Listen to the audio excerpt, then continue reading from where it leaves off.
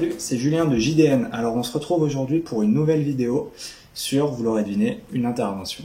Mais une intervention de quoi? Telle est la question. Des mouches des greniers. Qu'est-ce que les mouches des greniers?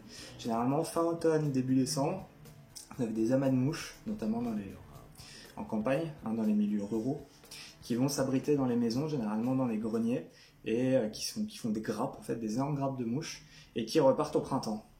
Petit souci, ma cliente avait une maison qui n'était pas vraiment occupée. Elle y a mis des locataires, les locataires ont monté le chauffage, les mouches se sont dit « Chouette, c'est le printemps !» et elles sont descendues.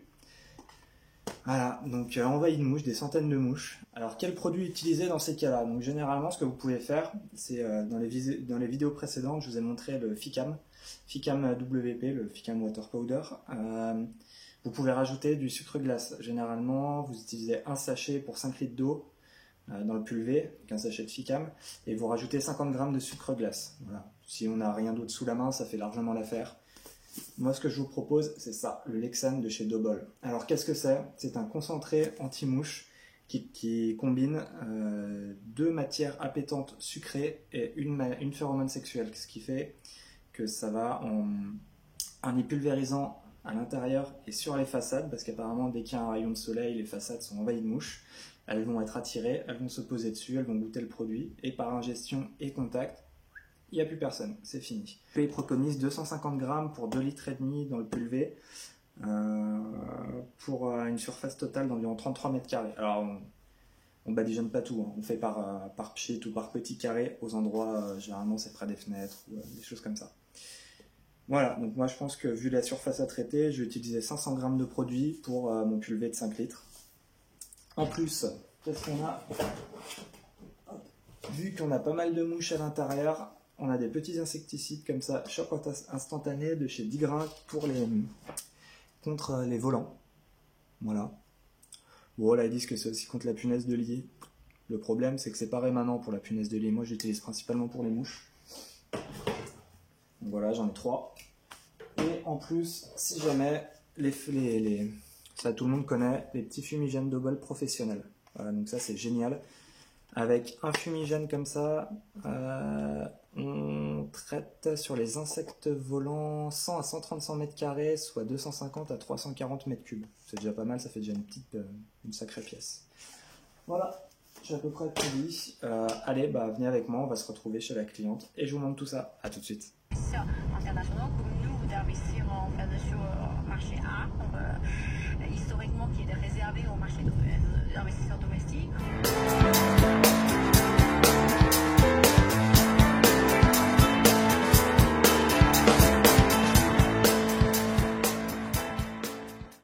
Donc voilà, on est arrivé chez le client, donc effectivement il y a encore pas mal de mouches.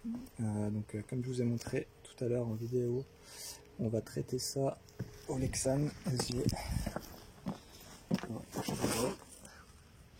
On va balancer de l'insecticide. Voilà, donc effectivement,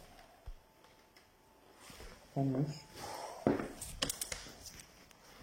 Ce que j'ai fait, j'ai badigeonné là tous les encadrements de fenêtres. Je vais badigeonner les poutres juste là. Voilà. Donc je fais 4 spots. Voilà, comme ça, si jamais les mouches rentrent, elles se poseront dessus et elles clamseront direct. Voilà. Pareil ici, je vais faire pareil là-bas, déjà pour chaque fenêtre. Alors voilà, là on est dans une pièce. Effectivement, il y en a par terre.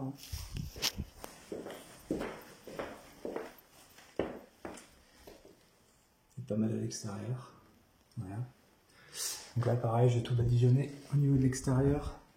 Tout là. Je vais faire des spots, en fait, des points sur les poutres, comme de produit.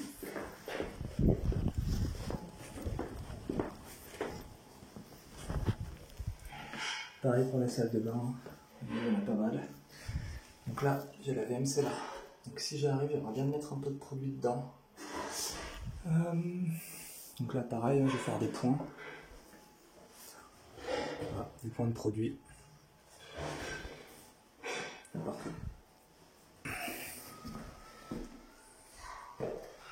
Donc là le client me dit qu'en plus, il a déjà nettoyé avant que j'arrive. Donc à mon avis, passe par là, là, toute la petite fente, partout.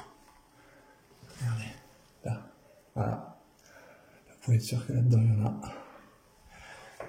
Donc là, ça va être insecticide ici, fumigène. Dans les autres pièces aussi.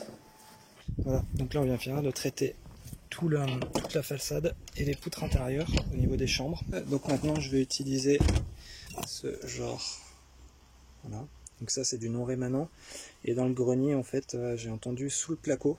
Ouais, donc sous le placo il y en a plein. Donc ce que je vais faire, je vais utiliser un double en plus.